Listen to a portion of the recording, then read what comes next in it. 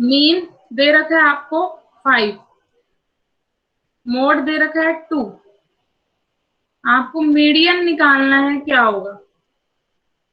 First point है इसका median के लिए 2, सेकंड है 3, थर्ड है 4 और फोर्थ है 5। क्या मीडियन आएगा इसका? 4 में 4। क्या फॉर्मूला लगाया? Empirical relationship ma'am. Mode is क्या इक्वल था? To yes, mode is equal to 3 median minus 2 mean. ऐसे लिखा था हमने कि मीन, मीडियन, मॉड और 3 माइनस 2 क्या बन जाता है? 1। तो यहाँ पे अगर हम फॉर्मूले में पुट करेंगे इस साइड तो आ गया 2, मीडियन हमें निकालना ही है और मीन क्या है 5। इस तरीके का क्वेश्चन भी आता है पेपर में, देखो इतना आसान आसान लेवल आता है। तो मीडियन का आंसर आ गया 4। ठीक है, वैसे तो हमें ऑप्शन देख के पता चला था, कल हमने बताया था मीडियन हमेशा बीच में लाई करता है, तो 2 और 5 के बीच का आंसर आने वाला है। कुछ असिमेट्रिकल है, दोनों इक्वल भी नहीं है, तो इनके बीच का ही आंसर आएगा एग्जैक्टली। तो 2 और 5 को तो हम काट ही सकते हैं, बचा 3 और 4।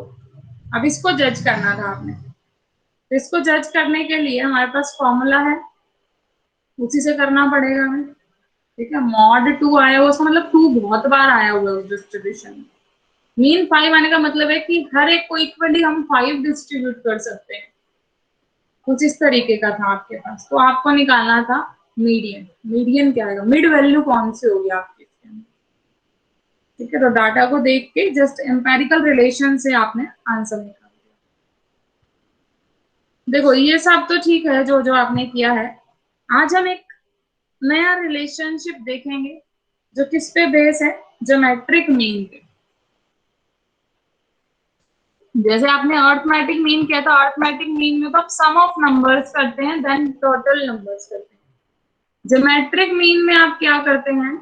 प्रोडक्ट कर देते हैं उन नंबर्स की x1 x2 xn, और जितने नंबर है उतना ही रूट लेना है आपको, nth रूट ले देंगे। जितने नंबर वही वाला मैम रूट ये वाली आपको चीज तो हम सीक्वेंस में पढ़ते हैं, ये यहाँ पे कैसे कनेक्ट हो रहा है? देखो जैसे आपका अर्थमेटिक मीन क्या होता है? आप सम करके हाँ बाय में मैम टोटल वही तो। ऑब्जर्वेशन करके एवरेज का हाँ मेजर। जी मैम। ये क्या है? हाँ जी मैम। ज्योमेट्रिक मीन है, ये भी एक एवरेज का ही मेजर है। जब आप इसको यूज कर सकते हैं इजिली, जब आपके पास कम वाले को हम ज्यादा वैल्यू दे रहे हो और ज्यादा वाले को कम प्रेफरेंस दे रहे हैं। कुछ इस तरीके का हमारे पास डिस्ट्रीब्यूशन हो। मतलब आप जब वर्क और टाइम वाले क्वेश्चंस करते हो, अगर आपको याद हो तो वहां पे कैसा होता था? उल्टा कुछ रिलेशन होता था कि जितने ज्यादा पर्सन्स होंगे उतना ही कम टाइम हमें लगेगा उस काम को करने में।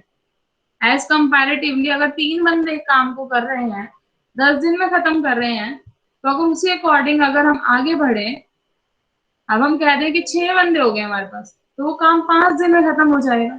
इनवर्सली प्रोपोर्शनल जब जब कोई भी चीज होती है, वहां वहां हम ज्योमेट्रिक मीन को लेके आते हैं। ये भी एक एवरेज का ही मेजर है, एक ऐसा रिप्रेजेंटेटिव लेके आता है जिसको हम ये कहते हैं कितनी बार मल्टीपल में काम चलता है, वो भी उसका अंडर द रूट आपने एनथ टाइम लिया, मतलब इनवर्स काम भी किया है। तो जब भी इनवर्सली प्रोपोर्शनल का कोई भी काम आ रहा होगा हमारे पास, तो उस सिचुएशंस में हम ज्योमेट्रिक मीन का यूज कर लेते हैं। ठीक है, अपने अपनी इंपॉर्टेंस है हर ऑब्जर्वेशन की। जैसे मीन तो यूज हुआ नॉर्मल, आपने जब भी मार्क्स डिस्ट्रीब्यूशन देखा इन सब जगह पे। मीडियन आपका कब यूज हुआ? जब हम मिड वैल्यू निकाल रहे थे, किसी को ये देख रहे हैं कि कौन सी सबसे बीच वाली क्वांटिटी है। मॉड कब यूज हुआ? कौन सा फ्रिक्वेंटली अक्कर हो रहा है, तो उसमें हमने वो कलर वाला सिस्टम बताया था, शॉक वगैरह भी। तो ऐसे ज्योमेट्रिक मीन हमारा कुछ इस तरीके की सिचुएशंस में हमारे पास यूज होता है, जब आप पॉपुलेशन ग्रोथ को देख रहे हो या इंटरेस्ट रेट निकाल रहे हो। इंटरेस्ट रेट में भी आपने कुछ ऐसा पढ़ा था, अगर याद हो तो, कंपाउंड इंटरेस्ट के केस में। क्वेश्चन इसके जब आप ट्राई करोगे तो आपको एक क्वेश्चन ऐसा भी मिलेगा उसके अंदर, कंपाउंड इंटरेस्ट वाला। तो वहां पे भी ज्योमेट्रिक मीन का यूज होता है कंपाउंड इंटरेस्ट में भी। या फिर एक आगे जाके आता है इंडेक्स नंबर बनाना, इंडेक्स नंबर। तो इंडेक्स नंबर एक स्ट्रेट की टर्म है, उसमें भी इसी का यूज होता है ज्योमेट्रिक मीन का। तो इसकी अपनी एक अलग इंपॉर्टेंस है कपिल। ठीक है, क्लियर हुआ है कुछ? Yes ma'am. जैसे हम ये कहें कि 2, 4 और 8 का ज्योमेट्रिक मीन निकाल के बताओ क्या आएगा। 2, 4, 8 का 4 मैम, कैसे 4। निकालेंगे? इनकी प्रोडक्ट और उसका क्यूब रूट। तो साफ दिख रहा है 2 इंटू 2 इंटू 2, और ये 3 बार 2 और आएगा। 3 में से एक बार, इस 3 में से भी एक बार, 4 आ गया। मतलब 4 इनका ज्योमेट्रिक मीन है। यहाँ पे हमें ये दिख रहा है।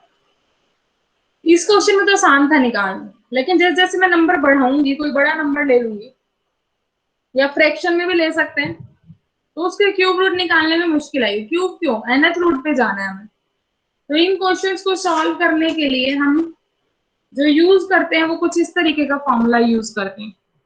अगर इसी फॉर्मूले को और लिखूं मैं आगे, जी क्या था आपके पास, x1 x2 xn की पावर 1/n, एक तरीके से nth रूट है।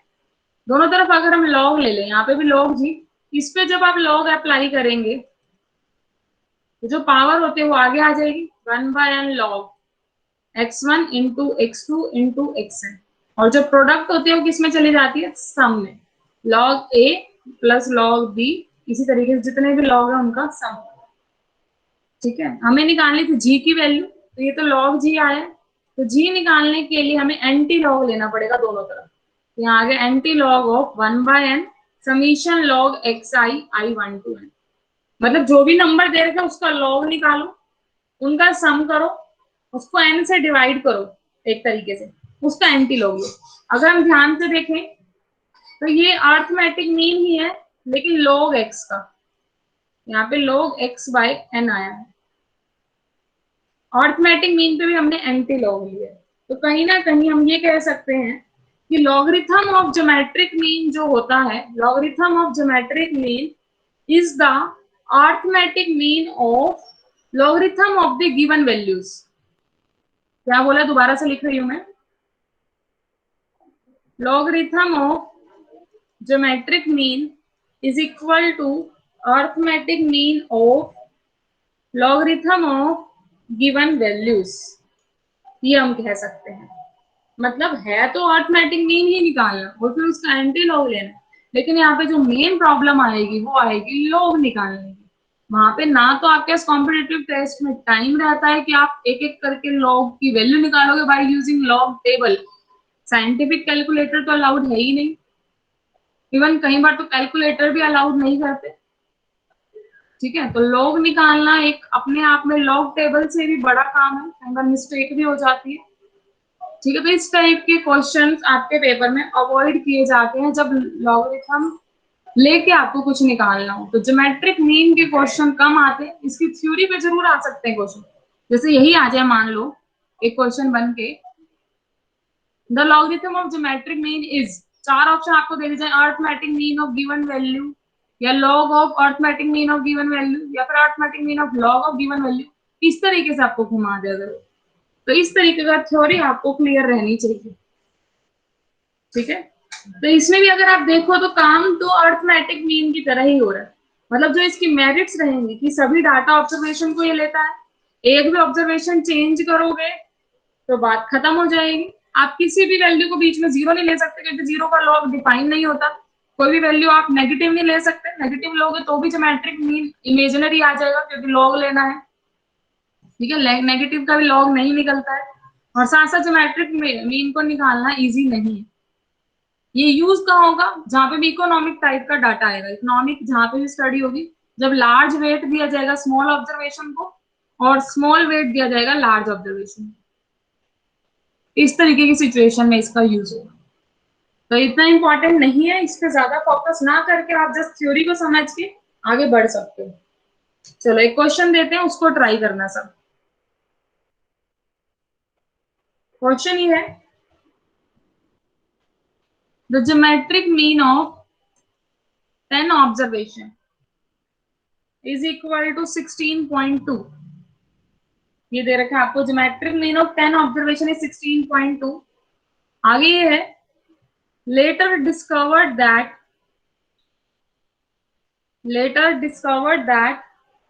one of the observation, इनमें से एक ऑब्जर्वेशन was रॉन्ग रिकॉर्ड कर ली गई है, एक ऑब्जर्वेशन इस सेट में, एज 12.9। 12.9 हमने वाली ऑब्जर्वेशन ले ली है, हालांकि वो थी क्या, इनफैक्ट इट वॉज 21.9 थी, मतलब 21.9 की जगह उसने 12.9 लेके जीएम निकाला 10 ऑब्जर्वेशन का 16.2। तो आपको करेक्ट ज्योमेट्रिक मीन निकालना है इन 10 ऑब्जर्वेशन का, क्योंकि ये तो रॉन्ग आया, हमने 12.9 ले लिया। तो आपको क्या फाइंड करना है, करेक्ट ज्योमेट्रिक मीन। सभी ट्राई करो।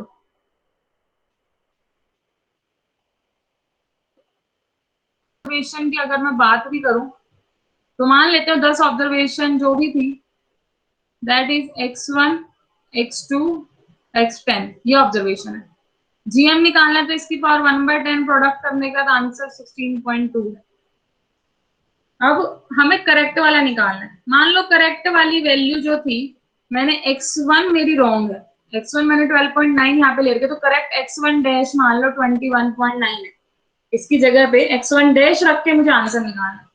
मतलब यहाँ पे मैं क्या कर सकती हूँ, इसी के अंदर एडजस्टमेंट कर सकती हूँ, x1 डैश से मल्टीप्लाई, x1 डैश से डिवाइड, इसी को सेम से मल्टीप्लाई डिवाइड करे कोई फर्क नहीं पड़ता, इधर 16.2 ही है। तो यहाँ पे हमारे पास क्या आ गया है, हमें आंसर तो इसका निकालना था ना, x1 डैश x2 से लेकर x10, इस x1 को बाहर ले लो और x1 डैश को बाहर ले लो, x1 बाय x1 डैश की पावर 1/10 को बाहर ले लिया, अंदर बच गया x1 dash x2 x3 x10, ये हो गया 16.2। एक तरीके से ये तो हमारे पास क्या आ गया है, ओरिजिनल वाला। यहाँ पे मैंने सही वाली वैल्यू ले लिया, x1 dash x2 dash x3 dash x10, इनमें तो कोई गलती थी, x2 x3 x10 तो हमने सेम ही रखा, एक ही गलत थी सिर्फ, उस एक गलत को मैंने x1 डैश का नाम दिया सही वाला, तो सही वाले का जीएम आ गया x1 dash x2 dash x10 into 1/10, ये मुझे निकालना है, that is the corrected GM, ये निकालना है। तो बाकी सारा उधर ले जाओ 16.2, इसको इस साइड लाएंगे तो ऊपर आ जाएगा x1 डैश, नीचे आ जाएगा x1 इसकी पावर 1/10, वैल्यू रख दो x1 डैश की और x1 की, आंसर आ चुका है आपके पास। क्लियर हुआ है? Yes ma'am.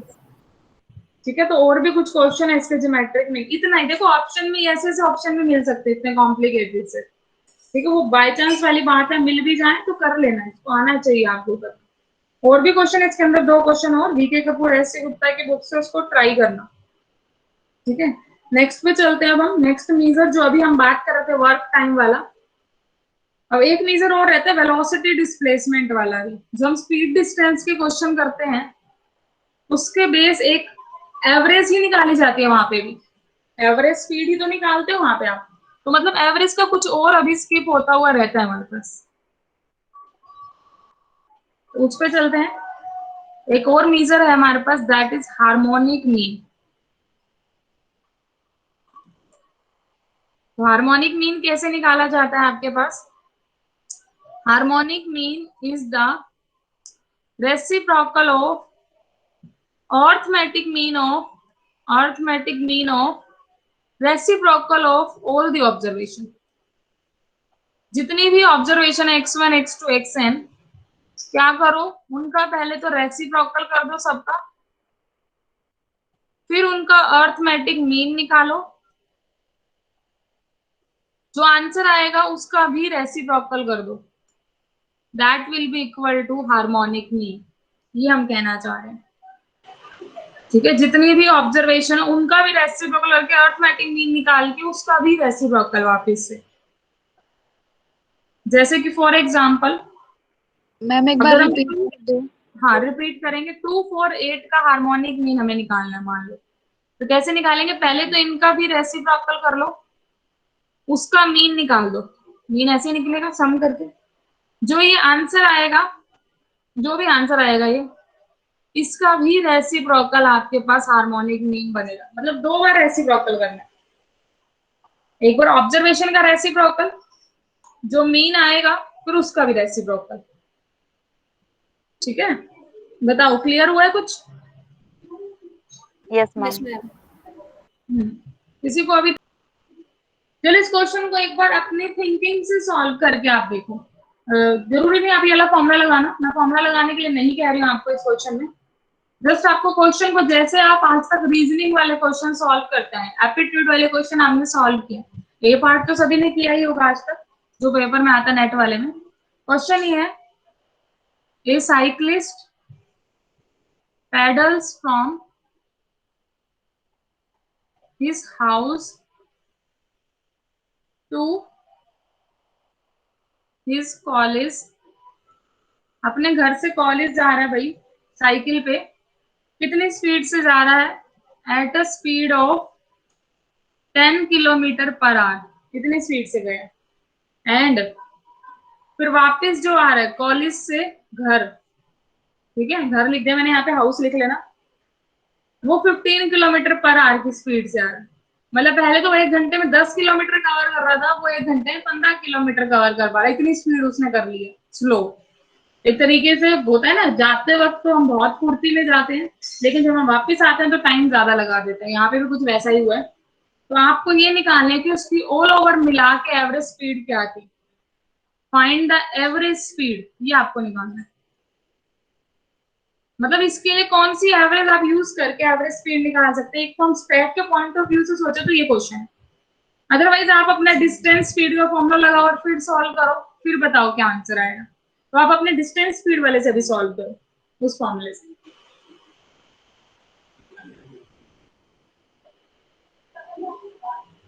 उसने, एक साइक्लिस्ट ने घर से लेकर कॉलेज तक का, ये मैंने हाउस मान लिया, ये कॉलेज मान लिया, जाते वक्त तो उसने 10 किलोमीटर पर आवर लगाए, 10 kilometre per hour.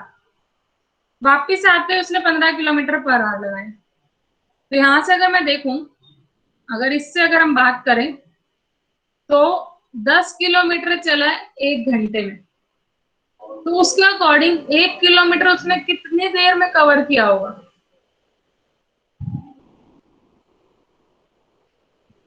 One by 10। है ना, यही बनेगा ना 1/10।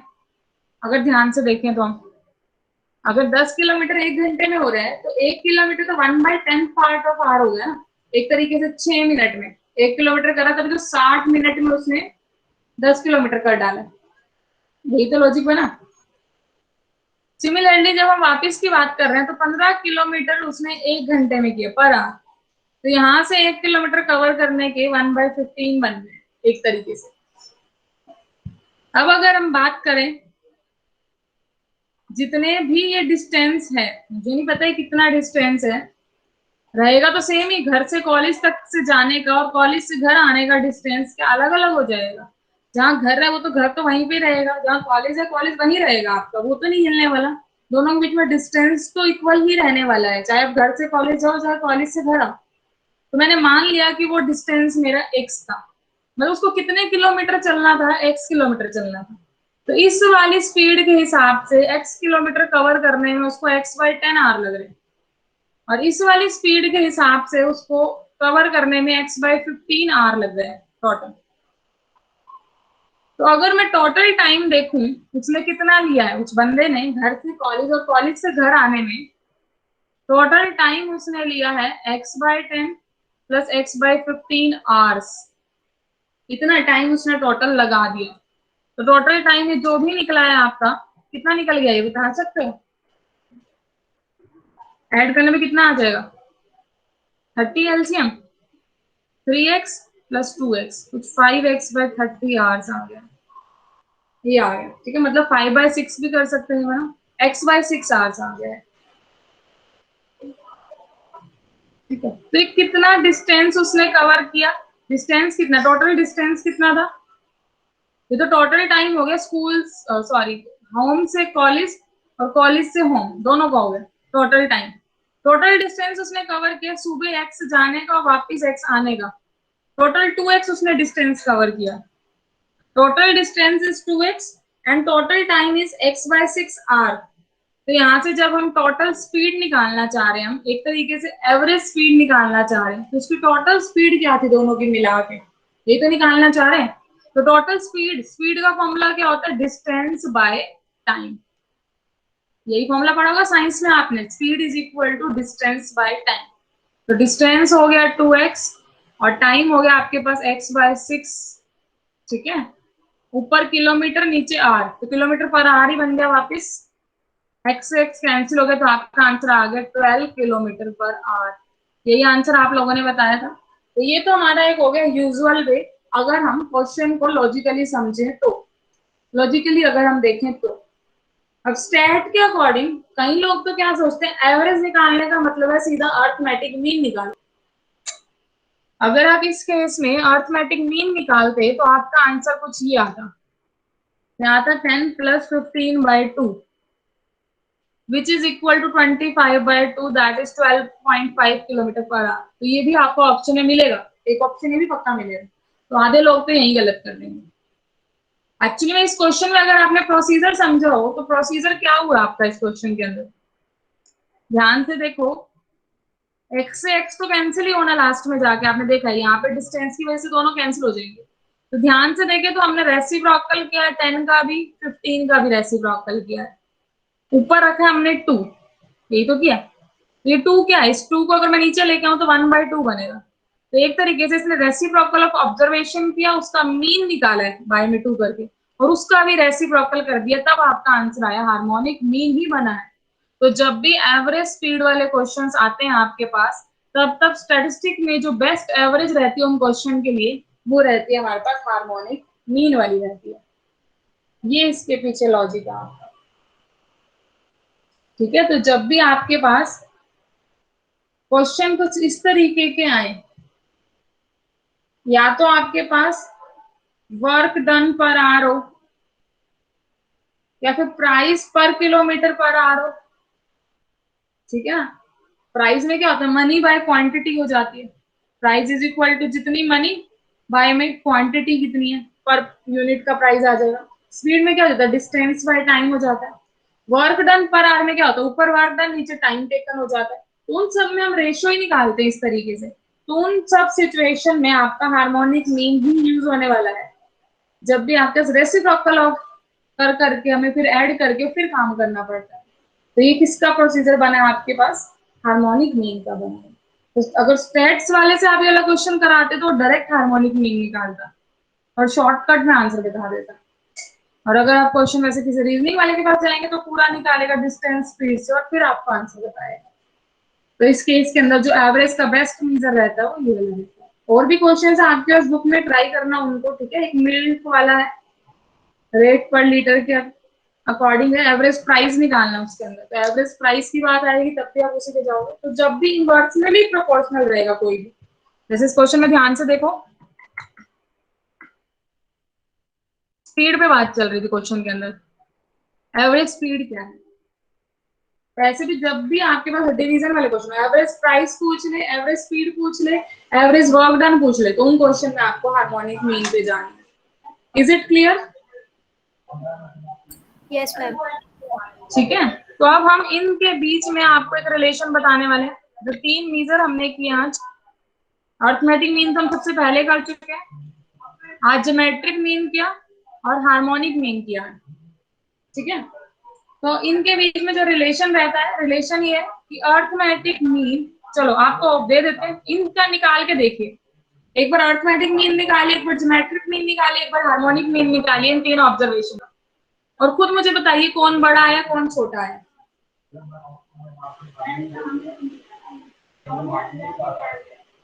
साथ में कितना है? 4.6 जीएम, इसमें 4.6 जीएम, GM 4 आएगा, और harmonic mean 3 point something. 3 point something, चलो जो भी आई है। तो हमें साफ साफ दिख रहा है एएम बड़ा है जीएम उससे भी, और हार्मोनिक मीन सबसे छोटा है। इन जनरल भी एक ट्रू रहता है, ये तो हमने चलो 3 क्वांटिटी के लिए बताया, लेकिन इन जनरल भी, क्योंकि अर्थमेटिक मीन में आप ऑन एंड एवरेज सबको इक्वली डिवाइड कर रहे हो। ज्योमेट्रिक मीन एक रेशियो है एक तरीके से, इनवर्सली प्रोपोर्शनल का ही आया था इसमें भी। ग्रोथ रेट आप देख रहे थे कंपाउंड इंटरेस्ट वाले क्वेश्चन के साथ। और हार्मोनिक मीन तो बिल्कुल ही उल्टा निकला है, एवरेज स्पीड जो है वो कम हो गई थी आपकी, उसमें भी हमने अर्थमेटिक मीन से कंपेयर किया। तो इस रिलेशन को आपको याद रखना। इसमें कोई एम्पिरिकल रिलेशन नहीं है इन जनरल एन के लिए अभी, हाँ, लेकिन एक रिलेशन जरूर है। अगर हम सिर्फ 2 ही ऑब्जर्वेशन ले लें इसमें, एन ऑब्जर्वेशन पे काम ना करूं तो आपके अकॉर्डिंग क्या रिलेशन बनेगा इसके अंदर? अगर मैं सिर्फ 2 ही ऑब्जर्वेशन ले रही हूँ, x1 और x2, तो आप क्या रिलेशन इन तीनों के बीच में बना सकते हैं?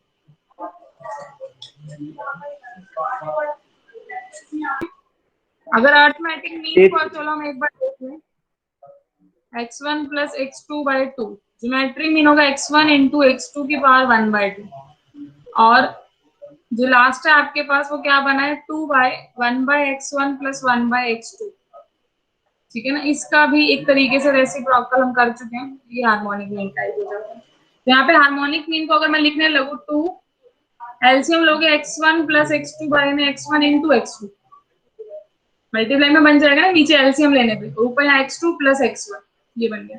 तो हार्मोनिक मीन कुछ ये आ गया 2x1 x2 bye x1 plus x2, ये आ गया आपके पास, है ना। बाय में x1 प्लस x2 आ गया। तो x1 इंटू x2 को हमने क्या बोला था, ज्योमेट्रिक मीन, मतलब g का स्क्वायर आ गया, और x1 प्लस x2 क्या आ गया, ट्वाइस ऑफ अर्थमेटिक मीन। 2 से 2 कैंसिल, तो g स्क्वायर बाय a। तो आपके पास ये रिलेशन निकल आया है 2 के लिए, g square is equal to a into h। तो g is the square root of arithmetic mean into harmonic mean. तो ये 2 के लिए भी आ सकता है। इन पार्टिकुलर जब हमने n को 2 लिया है तो ये एम्पेरिकल रिलेशन इनके बीच में निकल के आया है आपके पास, ठीक है। देखो ये तो है ही है, और भी एवरेज के आपके बहुत सारे मेजर्स हो सकते हैं इसमें, हमारे ऊपर डिपेंड करता है हम जिस भी तरीके से बनाते हैं। एक आपके पास रूट मीन स्क्वायर भी रहता है। रूट मीन स्क्वायर कैसे निकालते हैं? Root mean square,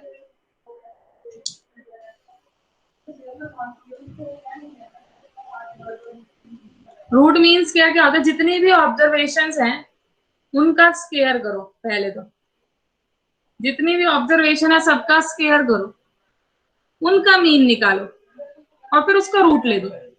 root mean square मतलब सभी टर्म का स्क्वायर, उसका मीन, देन रूट लेना।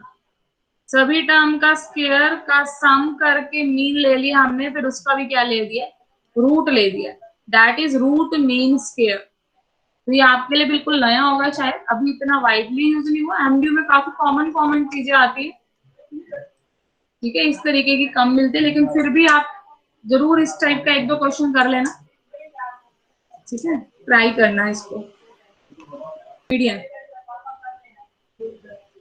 जो डेटा को 2 इक्वल पार्ट्स में डिवाइड कर दे, मतलब मीडियन कुछ इस तरीके से डिवाइड करता है, आधी वैल्यूज इधर आ जाती है, आधी वैल्यूज इस साइड आ जाती है। Median is the mid value, जो सबसे मिडल वैल्यू होती है, दैट इज द मीडियन। तो ऐसे ही अगर हम अपने डाटा को कुछ इस तरीके से डिवाइड करें कि वो 4 इक्वल पार्ट में डिवाइड कर दें, मतलब इस तरीके का भी सोच सकते हैं कि हम अपने पूरे डाटा को 4 इक्वल पार्ट में डिवाइड करें। पहला पार्ट मैं कहीं यहाँ पे ले लूं, अगला पार्ट मैंने यही ले लिया क्योंकि आधा आधा तो डिवाइड ही करा था, आधा इस साइड और डिवाइड कर दो, आधा इस साइड और डिवाइड कर दो। ये 4 पार्ट नहीं हो गए, एक पार्ट ये वाला, एक ये वाला, एक ये वाला और एक ये वाला। 4 इक्वल पार्ट्स में आपको डिवाइड करना है डाटा, इक्वल पार्ट्स में। एक लाइन ही ले लो, चलो सिर्फ डाटा, इस लाइन को आप 4 पार्ट में डिवाइड कर रहे हैं। थोड़ा सा सही नहीं बना भाई, ठीक है। तो 4 इक्वल पार्ट में जो आप डिवाइड करते हैं, जब हम 4 पार्ट्स में डाटा को डिवाइड करते हैं तो हम उसको बोलते हैं क्वार्टाइल्स। क्वार्ट वैसे भी आपको 4 के लिए यूज होता है, ठीक है। तो जो 4 इक्वल पार्ट में आपने डिवाइड किया है, जब आधा था डिवाइड किया था तो एक मीडियन आया था। जब 4 में गया तो इसको हम बोलते हैं Q1, इसको बोलते हैं Q2, इसको बोलते हैं Q3। मतलब Q2 तो मीडियन के इक्वल है, Q2 सेम आएगा। Q1 और Q3 आप कैसे निकालेंगे? 1/4 पार्ट निकालना एक तरीके से आपको, मतलब n/4 वाली वैल्यू करके आप देख सकते हो। अगर आपका टोटल 100% हम मानते हैं तो आपको 25% पे जाके अपना आंसर ढूंढना है कि 25% ऑब्जर्वेशन उससे पहले रहे, 75% ऑब्जर्वेशन उसके बाद रहे, ये कहना चाह रहे हैं, ठीक है। Q2 की बात करें तो 50% उससे पहले रहे, 50% उसके बाद रहे, और Q3 की बात करें तो 75% उससे पहले रहे और Q3 के बाद 25% रहे, मतलब ये कई तरीके से, एक तरीके से 3n/4 वाली टर्म होती है, ये n/2 वाली होती थी, 2n/4 लिख सकते हैं इसे, और ये n/4 वाली टर्म हो जाती है एक तरीके से, ठीक है। अब बात ये है इसके अंदर, चलो ये तो हमने क्वार्टाइल्स पढ़ लिया। ऐसे ही जब आप ये सोचें कि हमें अपने डाटा को 10 इक्वल पार्ट्स में डिवाइड करना है, इसी तरीके से 10 इक्वल पार्ट भी बना सकते हो, ठीक है ना। 10 इक्वल पार्ट में कैसे डिवाइड कर सकते हो आप अपने डाटा को, ये तो चलो मीडियन वाला अगर हम मान रहे हैं, तो मीडियन वाला होता है n/2, तो 10 में हम लिख सकते हैं 5n/2। 10 पार्ट में 5th वाला पार्ट होगा एक तरीके से।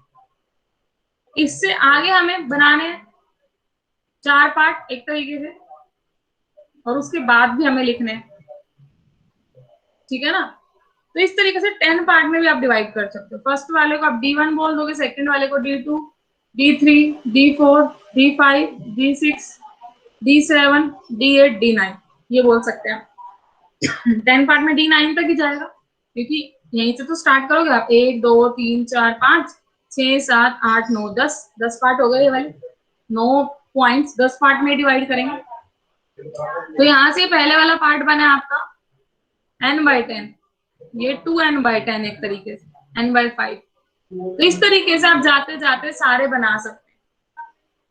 जो Q1 होगा वो कहीं इनके बीच में आया होगा, Q1 किसी से भी कोइंसाइड नहीं कर रहा है इसमें। Q1 क्या था, 3n/4 था, ठीक है। 3/4 और 2/10 कौन सा बड़ा होगा वो आप देख सकते हैं, 0.7 आ रहा है, एक 0.5 आ रहा है, ऑब्वियसली 3n/4 सॉरी n/4 यही लाई करेगा, ठीक है। तो आप इस तरीके से अपने एस्टिमेशंस लगा लगा के देख सकते हैं कौन सा पॉइंट कहाँ लाई कर रहे हैं। तो जब आप 10 पार्ट में डिवाइड करते हैं, दैट इज डेसाइल्स, इसको क्या बोलते हैं, डेसाइल्स। जैसे आपने क्वार्टाइल्स बोला था 4 को, डेसाइल्स बोलेंगे हम 10 को। और इसी तरीके से अगर अपने आप डाटा को 100 पार्ट में डिवाइड करें, 100 पार्ट्स में, तो उसको हम बोलते हैं परसेंटाइल्स। क्या बोलते हैं, परसेंटाइल्स। परसेंटाइल्स में जो आपका 50/100 वाला रहेगा, मतलब 50th वाला, वो बन गया n/2, दैट इज मीडियन, ठीक है। इसी तरीके से इससे पहले 49 पॉइंट और इसके बाद भी 49 पॉइंट, 1 से लेकर 99 तक रहेंगे, P1 P2 P99। तो आप समझ रहे हो, इसी तरीके से आप कितने भी इक्वल नंबर ऑफ सब डिविजन्स बना बना के अपना काम कर सकते हैं। मेनली जो आपके पेपर में रहते हैं, एक तो आपका फर्स्ट हमने किया क्वार्टाइल्स, तो बहुत ही इंपॉर्टेंट है, Q1 Q2 Q3, ये 3 जो आपके दैट आर इम्पोर्टेंट। ये आगे जाके फिर भी आपके कम हो जाएंगे, परसेंटाइल और डेसाइल्स को आप दोबारा नहीं देखेंगे पूरे स्टैक में, लेकिन क्वार्टाइल्स आप बार बार देखेंगे आगे भी, ठीक है। तो इसको एक बार आप स्टडी करना आज। क्वार्टाइल्स के बेस क्वेश्चंस भी आप ट्राई कर सकते हैं, कुछ भी नहीं है आपका, जैसे मीडियन निकालने के लिए n/2 करते हो, वैसे फर्स्ट क्वार्टाइल निकालने के लिए n/4 करना पड़ेगा, सेकंड क्वार्टाइल तो मीडियन ही हो जाएगा, और थर्ड क्वार्टाइल आपका 3n/4 वाला हो जाएगा, ठीक है। तो क्वेश्चन सिमिलर ही है, इसके अंदर आपके पास है, इसमें बुक में से पढ़ के देखना, वीके कपूर एससी बुक का हिंट दे दिया मैंने आपको, ठीक है। इसको पढ़ के देखना और क्वेश्चंस ट्राई करना। कल हम मीजर 5th डेसाइल, जो 5th डेसाइल होता है, O for distribution coincides with, किसके साथ coincide करेगा, first option is first quartile, second option is second quartile, second quartile में। सेकंड अभी क्वार्टर आगे देखो क्या पता कुछ और भी बोल दो, जरूरी है एक ही ऑप्शन करेक्ट होगा। ऑप्शन सुनो पहले सारे, ठीक है। नेक्स्ट है आपके पास 5th परसेंटाइल, और सबसे लास्ट है नन ऑफ अबव। चलो अब बता दो 5th डेसाइल का मतलब क्या है, पहले तो ये बताओ। 5 times of n/10। 5n/10 लिख सकते हो आप, ये बोल रहे हो, यस ठीक है ना। Ma'am. 5th of 10th, 10 decyl का मतलब 10 है, तो जिसकी भी वैल्यू n/2 आ रही है वही आपका आंसर होगा। फर्स्ट क्वार्टाइल क्या होता है आपके पास, n/4, first percentile is n/100, second quartile is 2n/4, तो which is equal to n/2। Option correct is second. ठीक है, तो करियो आज